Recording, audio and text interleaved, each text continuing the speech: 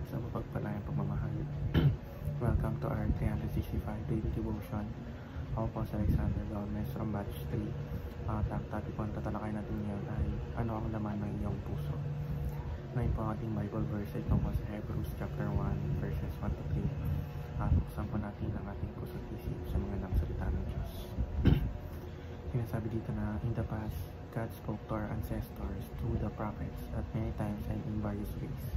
But in these last days, He has spoken to us by His Son, whom He appointed heir of all things, and through whom also He made the universe.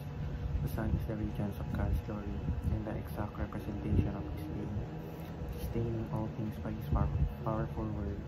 After He had provided purification for sins, He sat down at the right hand of the Majesty in heaven. Or sa Tagalog, noong una nagsalita ang Diyos sa ating mga ninuno sa iba't ibang panahon at sa iba't ibang paraan sa pamamagitan ng mga propeta. Ngunit sa mga huling araw na ito, siya ay nagsalita sa atin sa pamamagitan ng kanyang anak. Sa pamamagitan ng anak ay nilikha ng Diyos ang sanlibutan at siya ang piniling tagapagmana ng lahat ng bagay. Nakikita sa anak ang kaluwalhatian ng Diyos.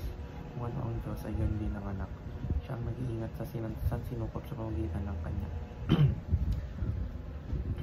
Teachings. If you have God's special revelation, number 1, you have truly known Christ.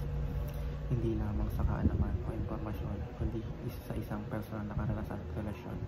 Ang pagkilala kay Kristo ay higit pa sa paglinig ng kanyang kapangalan. Ito ay pagkilala sa kanyang kapangyarihan, pag-ibig at kaligtasang ibinigay niya. Teaching number 2, you have a regenerated heart. Ang dating pusong makasalanan at matigas ay binago na ng Espiritu Santo. Kaya't nagkakaroon ka ng bagong hangarin, hindi na para lamang sa sarili, kundi para sa Diyos. Teaching number 3, you have acquired true knowledge.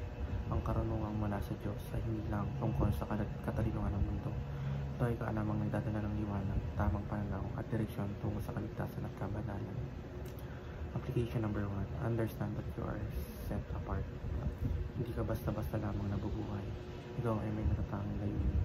Kapag naunawaan mong ikaw ay hiwalay at nakatalaga sa Diyos, mas maingat at mas may direksyon ang bawat hakbang mo sa buhay.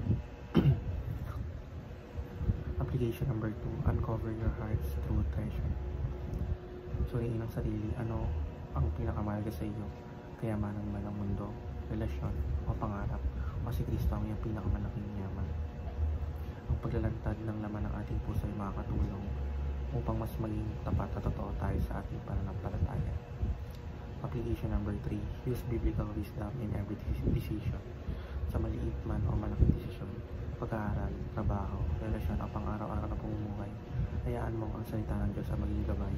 Ang karunungang ito ang magbibigay ng kapatnatagan at tamang direksyon. Yun lamang po ang aking devotion. Maraming salamat.